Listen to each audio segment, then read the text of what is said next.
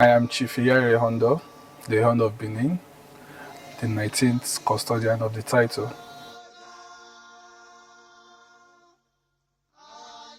The Hondo of Benin title holder is regarded as the royal butcher, who is in charge of the slaughtering of sacrificial animals for the Oba during the festival.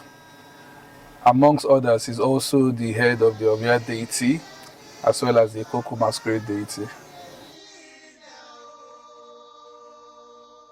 The Hondo title is a hereditary title, but from what I understand, prior to its becoming hereditary, it was a ceremonial title and became hereditary during the time of Oba the Law, when my ancestors had gotten married to the daughter of Oba the Law, who is the sister to Oba Borame. Then the title was made hereditary.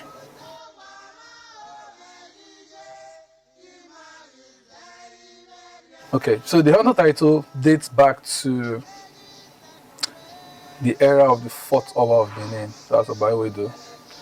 That was around 1260. At that time, the Oba needed somebody who could, someone who was trustworthy enough to distribute the spoils of war. And the inaugural title holder had done that excellently well. And so that title was bestowed upon him to handle such activities. Okay, so the Hondo title belongs to the Biwe Group Society, which is the third in ranking among the palace groups in Benin Kingdom. So yes, he's a member of the Biwe Society.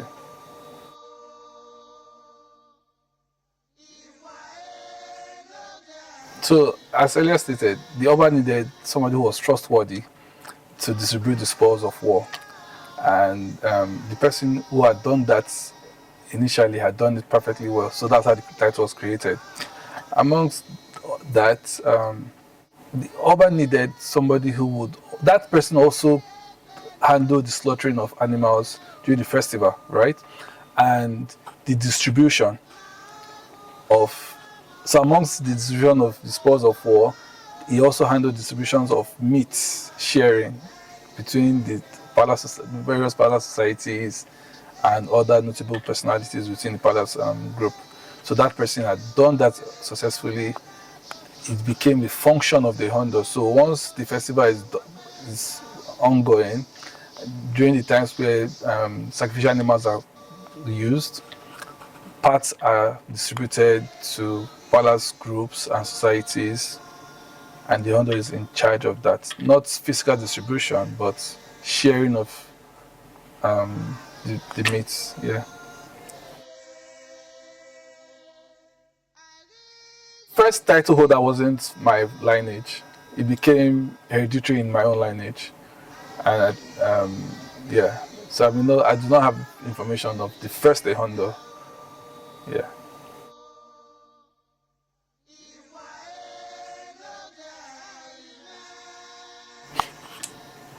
First, if there's a will, there's a way. And being a professional, I understand the importance of delegation. There are instances I may not be available, and there are functions that I cannot delegate traditionally, and I have to be present. And being able to plan and prioritize is also important. So being a professional, I'm able to schedule my leave, my vacation period, to coincide with the time of the festival, being December, where I would give my own divided attention to the service of the Oba of Benin and the kingdom. Other functions can be delegated, but not my traditional function as the Hondo of Benin. So I'm able to just oppose being a professional and also being a chief. And I think I'm doing that very well, if I must say.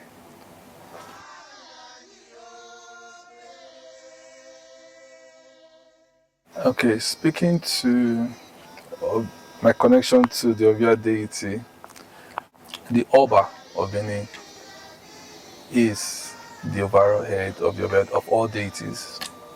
I'm only representative of the Oba of Benin, so that makes me the spiritual head of the Oba deity. And the Oba deity is present in 210 communities in Benin Kingdom, with priests called Ohe who oversee the shrines or sanctuaries, as you may call them. So Ehondo being the representative of the Oba makes him the head of the spiritual head of the deity. And also the Koko deity is just from Ute. Koko deity, masquerade from Ute, is also the Ehondo also oversees that too.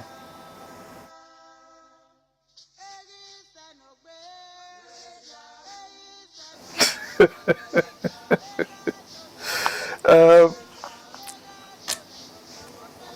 I think growing up, people had expected or had seen chiefs to be elderly people, right? And coming to see someone as young as I am being a chief and holding a prominent position in Benin Kingdom, it begs for attention, or it calls for attention for people who are very much interested in tradition.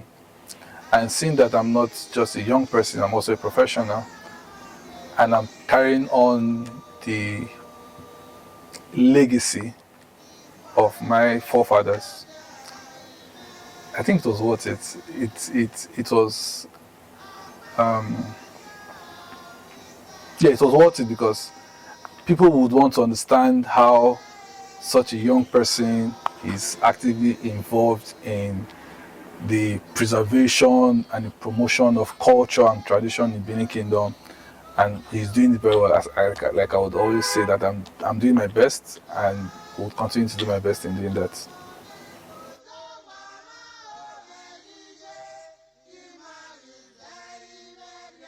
So first, this is my the 2024 Uge Festival was my inaugural participation as the Hound of Benin. Yes, my first time actively carrying out my function as the royal butcher, being a large Igwe festival, being an open Igwe festival, so we call it.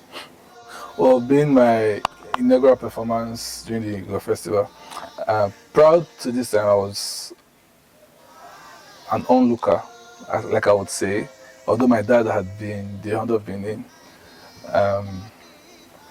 but I wasn't really active in terms of performing roles. So this the 2024 Igwe Festival was intriguing. It was a huge success. It was a display of royalty and glamour, as I would say. The chiefs coming out, guests coming to witness the rich culture and tradition of Benin Kingdom, who are also considered as advocates to cultural tourism, because they would, by extension, promote what they have seen through social media and print media too. So yes.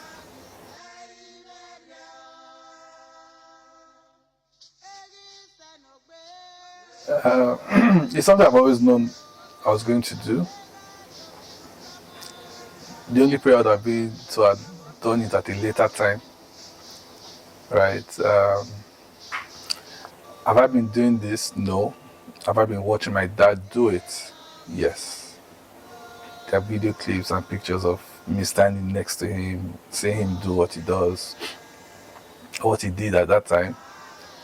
And it is jittery. I'll say yes. You're performing in front of the Oba of Benin,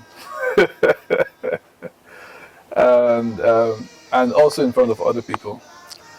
Not to make mistakes, not to make errors, but also knowing that God and ancestors will also guide you in carrying out your functions.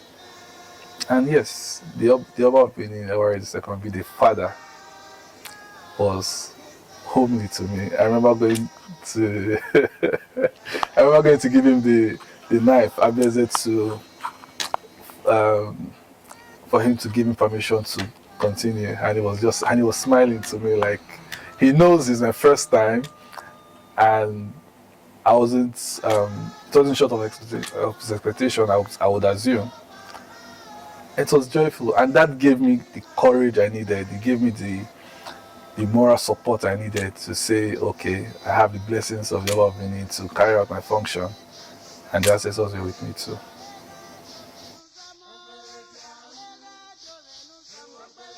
Okay, first I'll say Happy New Year to everybody. Celebrate. I would like to advocate for the active promotion and preservation of our culture and tradition, because only by that will it not go extinct. And not just the physical part of it, also the verbal theoretical part, which will be the languages. If we do not actively preserve our culture, crafts, it will go extinct, and it's just a matter of time. So I'm calling on all meaningful Edo people to join and support the Oba of Benin in his dedicated spirit to promote and preserve our culture and tradition, just like I'm doing, and pass it on from one generation to another. Thank you.